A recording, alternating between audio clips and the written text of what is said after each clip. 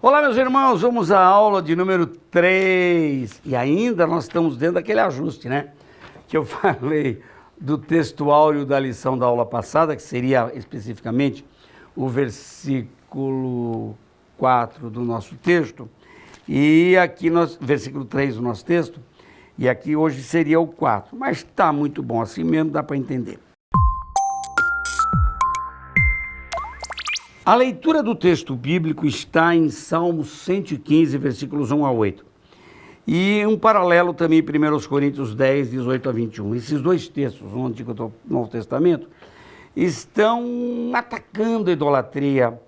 Lá no Antigo Testamento, o salmista diz: não a nós, Senhor, não a nós, mas é o teu nome e glória, por amor da tua benignidade e da tua bondade. Porque dirão as nações, onde está o teu Deus? Porque as nações, elas tinham seus deuses em forma de ídolos, de imagens. E cada vez que eles iam à guerra, eles levavam à frente, numa grande procissão, a imagem do seu Deus. Foi aí que os filhos de Eli, Ofni e Finés, erraram, quando acharam que estavam perdendo a guerra contra os filisteus. Falaram: se nós levarmos a arca, porque ela é a representação máxima da glória de Deus, nós vamos ganhar a guerra. E quando eles fizeram isso, a notícia correu. Os filisteus se armaram ainda mais, alugaram até exércitos e carros de guerra para enfrentar Israel, porque na verdade Israel dessa vez vem mais fortalecido, o seu Deus vem na frente. E não só vencer Israel, como ainda tomaram a arca deles. Foi um vexame aquilo. Porque eles não tinham entendimento de um Deus intangível, abstrato, com quem se lida por meio da fé. Não. Os povos pagãos, e aqueles povos eram pagãos, precisam de algo tangível, algo que eles possam tocar, sentir. Já que esses deuses não falam, não veem, não ouvem, não se movem, conforme ironiza aqui o autor do Salmo, 115, no versículo 5, ele diz: tem boca, mas não falam, tem nariz, mas não sentem cheiro, ouvidos, mas não ouvem, assim por diante. Bem, agora no capítulo 10, versículos 18 a 21 de 1 Coríntios, o apóstolo Paulo está fazendo uma relação, olha que coisa terrível, entre a idolatria e os demônios. Então parece que os demônios usam os ídolos para dar vida a eles, eles se escondem dentro dos ídolos. Olha só isso aqui, versículo 20, antes digo que as coisas que os gentios sacrificam, mas sacrificam aos demônios e não a Deus, eram sacrifícios idólatras. E aí Paulo diz assim: eu não quero que vocês sejam participantes disso, caiam fora disso. Bem, Deus proíbe todo tipo de idolatria, os poderes, também Deus é contra essa disposição mental capaz de atribuir poderes a objetos e também de perceber que a idolatria desvia a atenção do homem do que é de Deus e a própria contradição da fé. Muito bem, no que se prende a idolatria? O que é exatamente a idolatria? É a forma visível, palpável, tangível, nomeada, chamada, adjetivada de um Deus ou de um santo, que tem atribuições divinas e poderosas para abençoar o ser humano. Eu quero então agora fazer desse copo d'água, tem algo tão bom aqui dentro que pode mitigar a minha sede, quero fazer um Deus. Então eu vou dar um nome para esse copo aqui, um Deus que eu vou criar, vou começar a me prostrar diariamente diante desse copo, vou adorar o copo e vou pedir que o copo responda às minhas preces. Isso é normal? Isso é sadio? É um troço tão doido, Mas é assim que a humanidade vive. Desde tempos remotos, acreditar em objeto, principalmente se esse objeto tiver cara de ser humano, um retrato, tiver um formato, mas alguns às vezes são bichos, são animais, são adotados como deuses. Idolatria é isso. Agora, no texto dos 10 mandamentos, aqui das 10 palavras, há uma expansão na questão da idolatria. O versículo 5 que diz: não farás para ti imagem de escultura, nem de alguma semelhança do que há no céu. Ele não está dizendo que ainda é proibido adorar, está dizendo primeiro para não fazer do que há em cima no céu, nem debaixo da terra, nem debaixo das águas, Não te encurvarás. Agora, fazer, depois encurvar-se é prostrar-se, já vinha o ato de adoração. E nem as servirás, porque eu, o Senhor teu Deus, sou Deus zeloso, que visita a maldade dos pais. Tá. Deus está aqui dizendo duas coisas. Não é para fazer e não é para adorar. Malditos os que fazem, malditos os que adoram. Faz sentido uma pessoa. Que poder tem um ídolo sobre a vida daquele que o faz? Aliás, a frase foi interrompida aqui, mas há uma interrogação. Tornam-se semelhantes a eles aqueles que fazem, né, e adoram, e que eles exercem algum poder sobre aqueles que os fabricam. E a frase que deveria caber aqui e não entrou é: faz algum sentido isso? Mas você já entendeu. Se você precisa deslocar um Deus de um lugar para o outro, não é ele que te move. Interessante, a Bíblia diz assim, né, em Romanos 8, que os que são nascidos de Deus são também guiados pelo Espírito de Deus. Eu sou guiado pelo Espírito de Deus, ele é que me dirige. Agora, se eu tiver que pegar o meu Deus e falar para o meu Deus, vem para cá, vai para lá, vem para cá, há uma inversão nessa ordem. Quem é mais poderoso? Eu sou mais poderoso que o meu Deus, que eu posso carregar meu Deus, posso até quebrar se eu quiser, jogar no chão. O que é isso? Isso é Deus? Que poder tem esse Deus? Feito de barro, de gesso, de madeira, sei lá do quê. Infelizmente, os seres humanos caíram nisso, né? Mas já desde tempos remotos. E o cristianismo foi adotando as imagens, assim como faziam os povos pagãos. Então há uma ala do cristianismo que é idólatra e que está quebrando, violando, transgredindo frontalmente a esse mandamento que é o segundo da lei de Deus. Se você olhar para o Antigo Testamento, você vai ver que no Antigo Testamento há reis que são idólatras. Agora a pergunta, como pode uma nação que recebeu a orientação de Deus através de Moisés, é uma nação teocrática, ou seja, tem Deus como centro, uma nação que teve juízes santos, depois que teve Saul como rei, que foi por pressão do povo, mas sai Saul, entra Davi, o povo é realinhado, conhece a Deus, o seu rei é um adorador.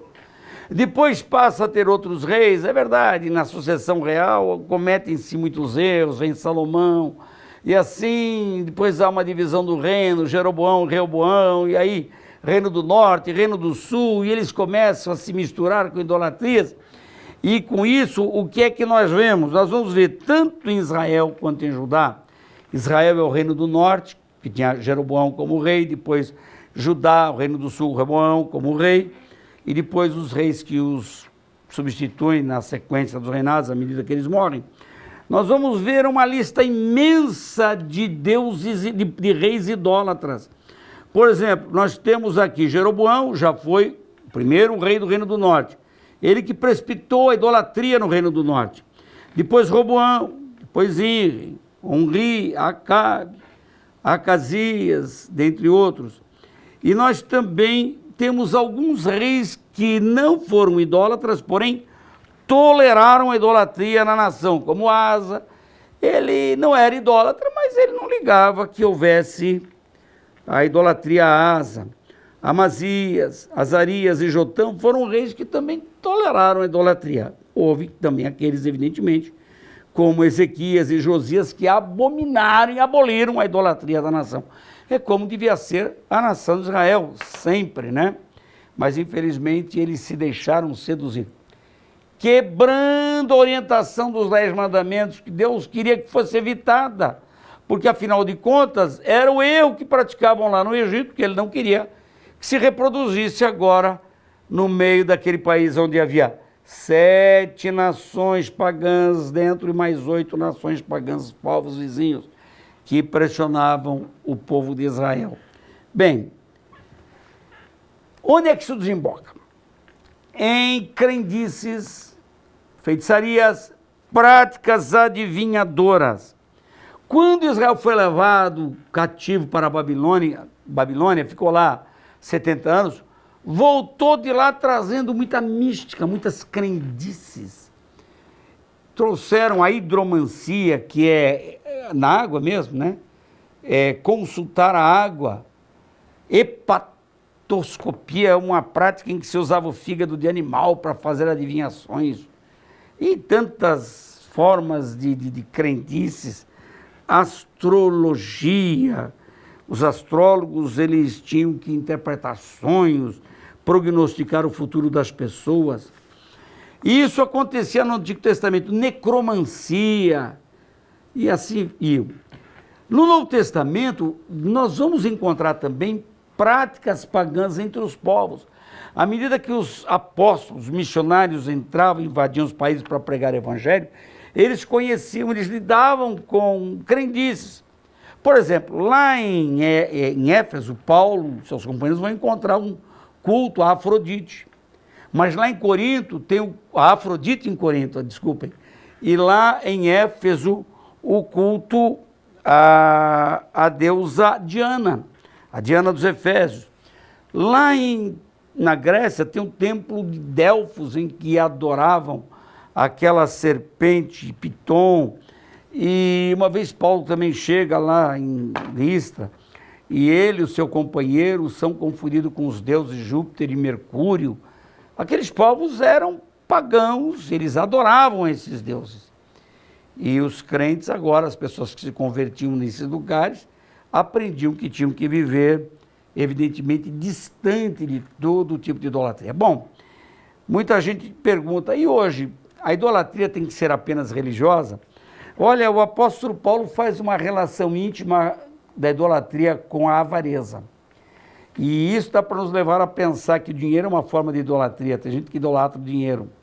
E tudo aquilo que o dinheiro pode comprar. Então tem gente que idolatra o carro, a casa, os objetos que tem, fazem daquilo sua grande bênção.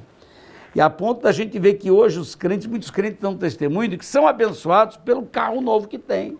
São abençoados pela casa nova, são abençoados pelo salário. Isso é bênção? Mas também. Mas então eu não vou ficar avaliando agora os bens materiais, as riquezas, como forma de bênção. A minha santificação, ninguém fala nisso. Conversão, mudança de vida, isso já está sendo mudado.